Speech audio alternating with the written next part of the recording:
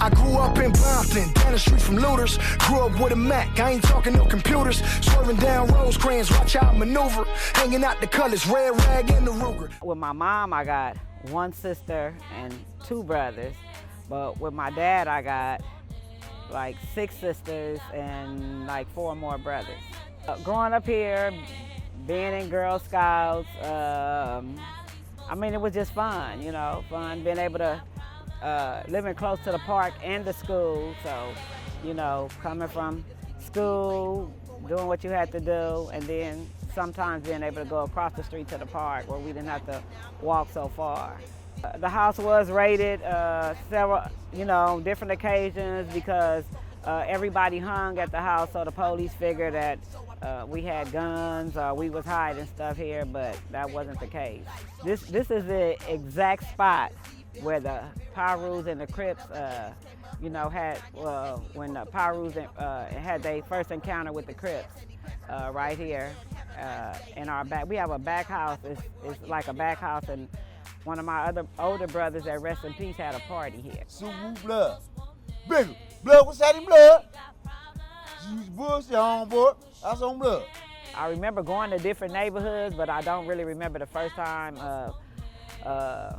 putting on red, you know, going to other neighborhoods or something like that. Oh yeah, we went to Inglewood one time. We got dressed, and me and my brother, we went to Inglewood to, and some of the guys from Inglewood, the Inglewood family came back, because a lot of times the Inglewood family was over here. So we went to this park in Long Beach, Shear Park, I think, Shear Park in Long Beach, and I don't know, some guy was trying to talk to me or something, and I didn't talk to him, and he was like, bitch, I'll make you eat this chicken bone. And I told my brother, and no, it was a done data.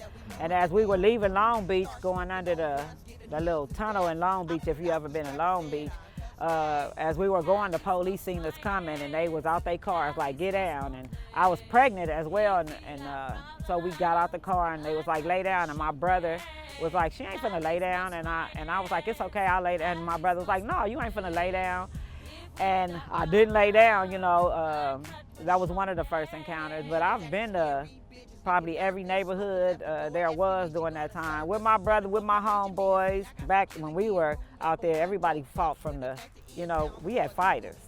You know, we had fighters. We had more fighters than we do cowards, you know. These kids, babies or whatever, gang banging nowadays, they shoot with their eyes closed. That's why so many innocent people getting killed. As far as somebody saying the Pirus, the Bloods didn't go nowhere, we went everywhere we wanted to go, whether it was Crip neighborhoods, Piru neighborhoods, we went everywhere we wanted to go. Nobody couldn't stop us.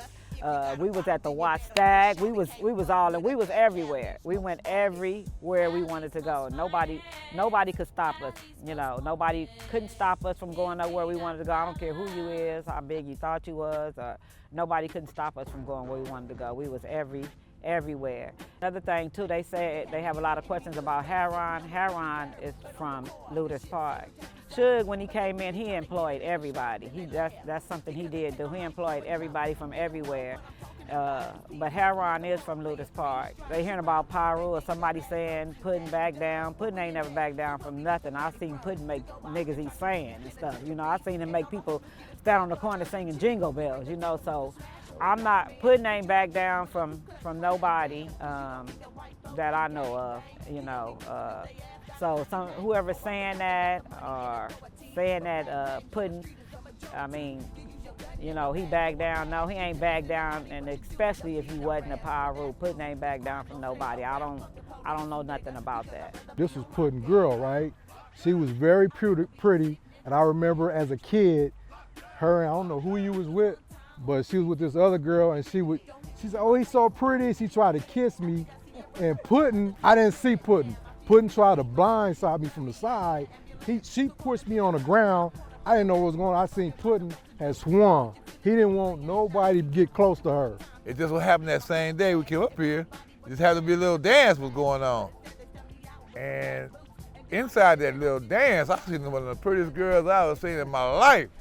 I ain't gonna even lie to you. And whether she ever admitted or said what I said, I'm gonna tell you 100. I told her that I'm carrying Bobalouie and I'm gonna talk to you. You understand what I'm saying? We finna talk. And she was kind of scared. I could tell she was scared. She wasn't really, you know what I mean? She wasn't as interested as I was, you know what I'm saying? She was just pretty, and I said, I got to come here and claim something. And I was real aggressive with my behavior, I know, that's why I met her brother. So I said, you know what, I'm gonna sneak through her brother. You know what I mean? And me and him got real tight, but for a couple of days, a few 4 or 5 days, something like that, I was not going back home. Because I met a family called the Johnson family. And I started spending that over there just because I was trying to stay close to her and watch her. I really had my nose open. She was that pretty. She was a real pretty young girl, and I wanted to say, and I didn't want to tell nobody on the west side, nobody know where I was at. I didn't want to come looking for me, because I know the hound dogs that come over here, and they see it, then the motherfuckers gonna get all in my business. They gonna start talking, and she gonna start noticing this. Somebody thought like it was them niggas over there, and it went just the way I thought it was gonna go. You understand what I'm saying? But nonetheless, I had my fantasy for about 2-3 weeks. You understand what I'm saying? I had my little fantasy for about 2 or 3 weeks. I don't lie. I was the happiest, in my own mind, I was the happiest motherfucker on earth. That was my woman. You understand? In my mind, that was my girl. You understand what I'm saying? But these niggas started coming by, and I started seeing her, started liking them to get, in other words, get me off her back. You understand what I'm saying? She started liking people on purpose. I don't know if she really liked them just to do that, but she was, and you know, I think we can't fight over no girl.